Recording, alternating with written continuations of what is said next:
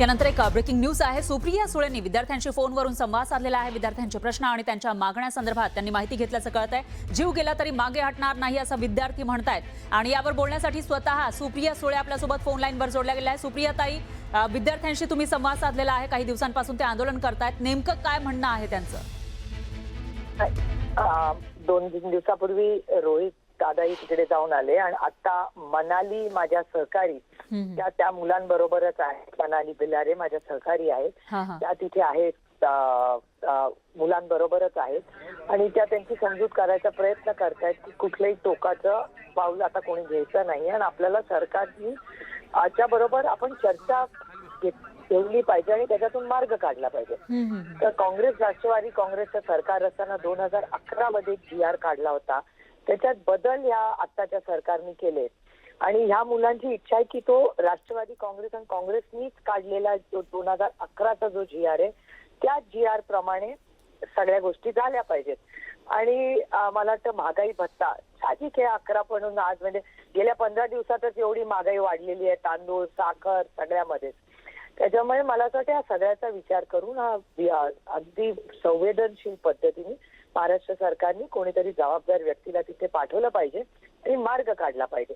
आमची ही मध्यस्थी आणि सहकार्याचीच भूमिका राहील, पण विषय अतिशय गंभीर आहे, मुलांच्या करिअरचा विषय आहे आणि इतका काय मोठा बजेटचाही विषय नाही। आपल्याला आठवत असेल की आदरणीय पवार साहेब महाराष्ट्राचे मुख्यमंत्री असताना त्यांनी आदिवासी समाजासाठी वेगळं बजेट केलेलं आहे। एक तर त्या बजेटला कोणी हात लावू शकत नाही, मंगा पवार साहेबांनी तो कायदा करून घेतलाय की आदिवासी समाजासाठी वेगळं बजेट आपण केलंच पाहिजे, कारण का ते शोषित आहे, वंचित आहेत, पीडित आहेत, त्यांना आपण न्याय दिलाच पाहिजे।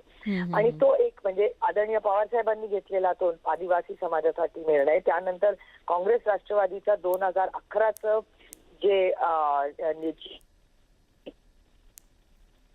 परिस्थिती आणि जर बिग तिकीट प्रोजेक्ट म्हणजे तो मोठा रस्ता कोल्हापूरला आपण बघताय, तुमच्या चॅनलवर एवढं मोठं आंदोलन, बंटी दादा, माननीय आमचे नेते माननीय जयंत पाटील साहेब, या सगळ्यांनी एवढं मोठं आंदोलन तिथे उभं केलंय आणि करोडो रुपये त्या रस्त्यावर तुम्ही घालवताय आणि इथे मूलभूत सुविधा म्हणजे खड्डे असतील किंवा मुलांच्या शिक्षणासाठी एखादा मोठा हायवे जो कोणी म्हणजे त्याला विरोध होतोय, तिथे करोडो रुपयाचा चुराडा, ते पैसे डायव्हर्ट करा ना शिक्षण आणि आरोग्यात। काल परवा अमरावतीला झालेली घटना, माझं म्हणणं सगळे बिग तिकीट प्रोजेक्ट जे आहेत महाराष्ट्र सरकारचे ते सगळे होल्डवर ठेवा।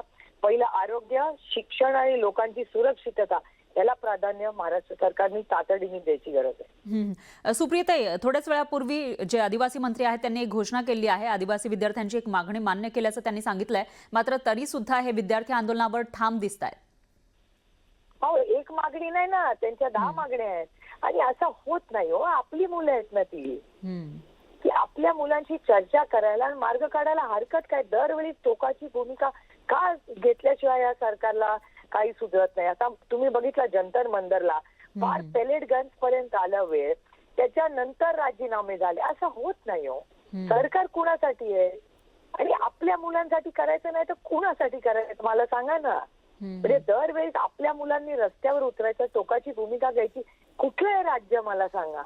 इतका असंवेदनशील सरकार मी आजपर्यंत कधीच नाही पाहिलं आणि अपेक्षा लोकांनी एवढं मोठं मॅन्डेट दिलंय।